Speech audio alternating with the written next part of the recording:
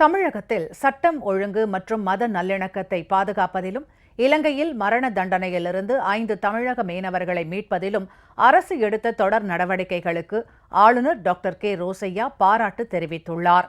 மேலும் தமிழகத்தின் நதிநீர் பிரச்சினைகளில் சட்டப்பூர்வ உரிமைகளை பாதுகாக்கும் வகையில் தொடர் முயற்சி மற்றும் அயராது போராட்டங்களை மேற்கொண்ட மக்களின் முதல்வர் செல்வி ஜெயலலிதாவுக்கு ஆளுநர் டாக்டர் கே ரோசையா மனமார்ந்த பாராட்டு தெரிவித்துள்ளார். தமிழக சட்டப்பேரவையின் இந்த ஆண்டிற்கான முதல் கூட்டத்தொடர் ஆளுநர் உரையுடன் இன்று தொடங்கியது. பேரவையில் உரையாற்றுவதற்காக ஆளுநர் டாக்டர் கே ரோசையா வருகை தந்தபோது அவரை பேரவைத் தலைவர் திரு ப தனபால் பூங்கொத்து கொடுத்து வரவேற்றார். இதனைத் தொடர்ந்து பேரவைத் தலைவரும் பேரவை செயலாளர் திரு ஜமாலுத்தீனும் ஆளுநரை அழைத்துச் சென்று பேரவைத் தலைவர் இருக்கையில் அமர வைத்தனர். அதன் பின்னர் ஆளுநர் உரையாற்றினார். தமிழகத்தில் மாநிலங்களுக்கிடையேயான பல்வேறு நதிநீர் பிரச்சினைகளில் தமிழகத்தின் சட்டப்பூர்வ உரிமைகளை பாதுகாக்க மக்களின் முதல்வர் செல்வி ஜெயலலிதா மேற்கொண்ட தொடர் போராட்டங்கள் மற்றும் அயராத முயற்சிகளை பாராட்ட தான் பெரிதும் கடமைப்பட்டிருப்பதாக ஆளுநர் டாக்டர் கே ரோசையா பெருமிதத்துடன் குறிப்பிட்டார்.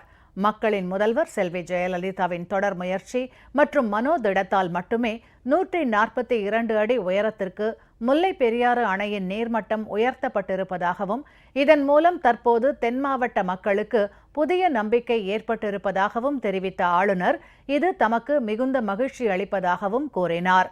தமிழகத்தில் சட்டம் ஒழுங்கு மற்றும் மத நல்லிணக்கத்தை பாதுகாப்பதிலும் இலங்கையில் மரண தண்டனையிலிருந்து 5 தமிழக மீனவர்களை மீட்பதிலும் மக்களின் முதல்வர் எடுத்த தொடர் நடவடிக்கைகளுக்கும் ஆளுநர் டாக்டர் கே ரோசையா பாராட்டு தெரிவித்தார். Maintenance of law and order is the bedrock on which the development of state is built. This government has always ensured impartial enforcement of law through its well-disciplined and motivated police force, thus maintaining public order and communal harmony in the state. Over the last 4 years, the state police force, through its timely and effective interventions, has ensured that the state remained peaceful, thereby providing a complete sense of safety and security to the people. The attempts of extremist groups to establish their base in the state have been successfully thwarted through vigilant and effective preventive measures. முல்லை பெரியாறில் கேரள அரசு புதிய அணையை கட்ட உத்தேசித்திருப்பது குறித்து தமிழகத்தின் நியாயமான கவலைகள் மத்திய அரசின் கவனத்திற்கு கொண்டு செல்லப்பட்டிருப்பதாகவும் ஆளுநர் தனது உரையில் குறிப்பிட்டார். காவேரி நடுவர் மன்றத்தின் இறுதி ஆணையை செவ்வனே செயல்படுத்திட காவேரி மேலாண்மை வாரியத்தையும் காவேரி நீர் முறைப்படுத்தும் குழுவையும் அமைத்திட மத்திய அரசு உடனடியாக நடவடிக்கை எடுக்க வேண்டும் என்று வலியுறுத்தப்பட்டுள்ளதாக தெரிவித்த ஆளுநர் அதே நேரத்தில் மாநிலங்களுக்கிடையேயான நதிநீர் பிரச்சினைகளுக்கு நிரந்தர தீர்வு காணும் வகையில் தேசிய நதிநீர் இணைப்பு திட்டத்தின் ஒரு பகுதியாக தீபகற்ப நதிகளை இணைக்கும் திட்டத்தை செயல்படுத்துவதே சிறந்தது என தமிழக அரசு உறுதியாக நம்புவதாகவும் குறிப்பிட்டார்.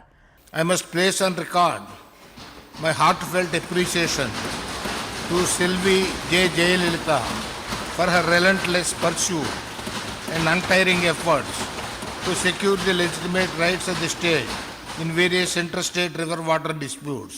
It is only because of her perseverance and courage that the state could secure a historic verdict from the Honorable Supreme Court declaring the Mullaperiyar Dam as hydrologically, structurally and seismically safe, thereby enabling the state of Tamil Nadu to raise the water level to 142 feet.